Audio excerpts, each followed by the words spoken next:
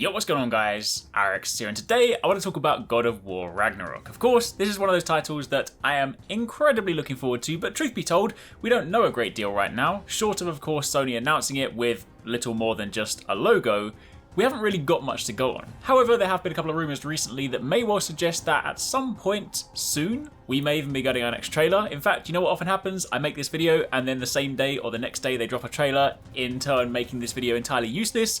It's probably going to happen, but you know what? If it's a rite of passage in order to make them drop a trailer, I will make that sacrifice. That being said, today I wanted to basically put together a quick rumour roundup of everything we do currently have on the game to effectively kind of get you caught up, so that then when there is new information, you know where to jump in. So if you do enjoy this, a like would be super appreciated.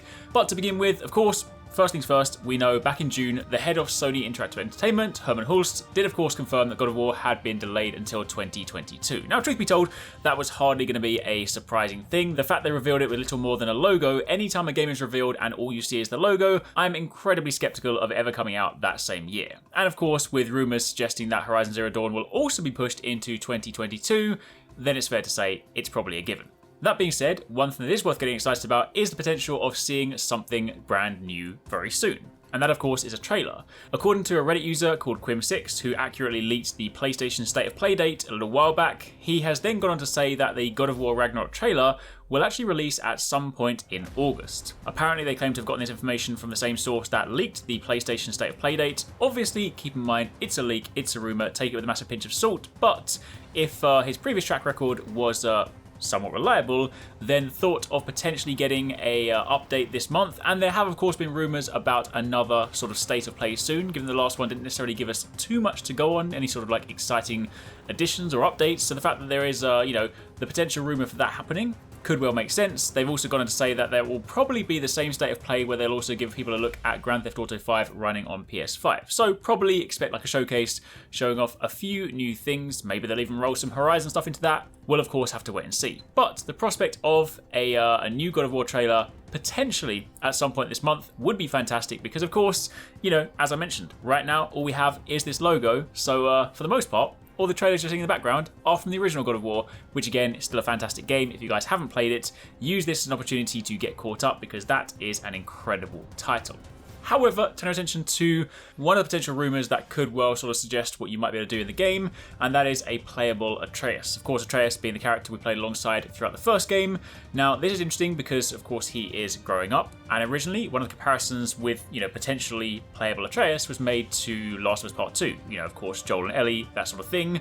And they said that the upcoming sequel for God of War may well see Kratos' son take up the mantle as a playable character whilst Kratos gradually sort of gets older and begins to take more of a back seat.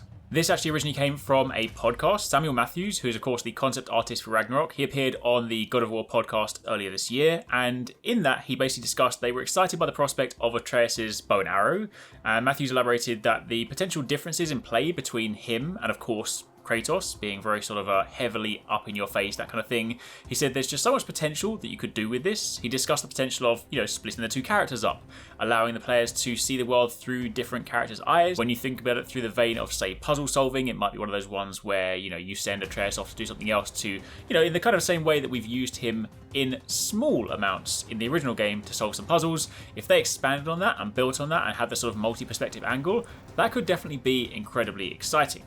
The discussion actually follows on from comments also made by Cory Barlog, who, according to Gaming Bible, actually said the relationship between Kratos and Atreus in God of War was partly inspired by Joel and Ellie in The Last of Us. So while nothing has been confirmed just yet, it is potentially looking like, given the sort of way the story is going, given his sort of a development as a character, that Atreus might well be being set up in a position where he is actually a playable, much more prevalent character in the sequel, which again could be quite exciting.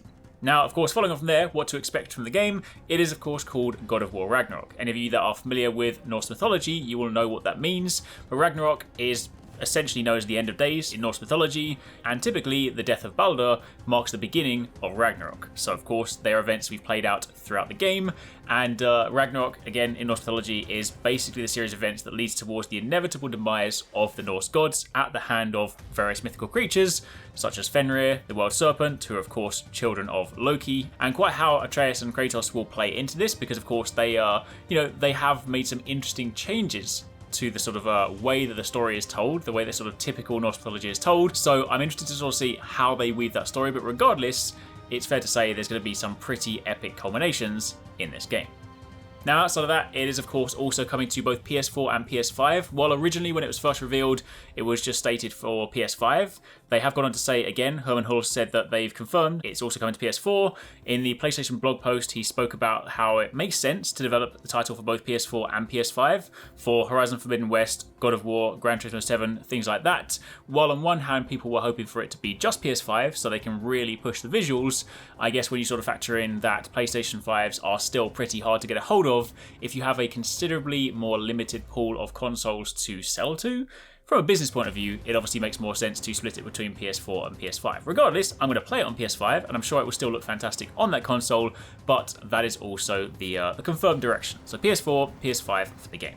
But as it currently stands, that's pretty much all we have. That's where we are at right now. The potential that at some point this month we may well be getting a new trailer showing us our first look at the game, plus the potential that it may well see a playable Atreus, and of course, you know, playing at the events of Ragnarok in-game. So, lots to look forward to. Of course, once we do get some more concrete information, I'll be sure to share that with you guys, because this is one that I cannot wait to play. So, for the time being, that's it. But thanks for watching, and I'll catch you guys in the next one. If you want to catch more from us at HyperX Gaming, don't forget you can catch the guys TwoSixNine and Paradise Central streaming over on Twitch weekdays, playing a variety of games. If you guys want to jump in, tune in, watch, and even join in, then make sure you check them out. The links to those are in the description box down below, and of course you can join the Discord to get involved in all of the discussions.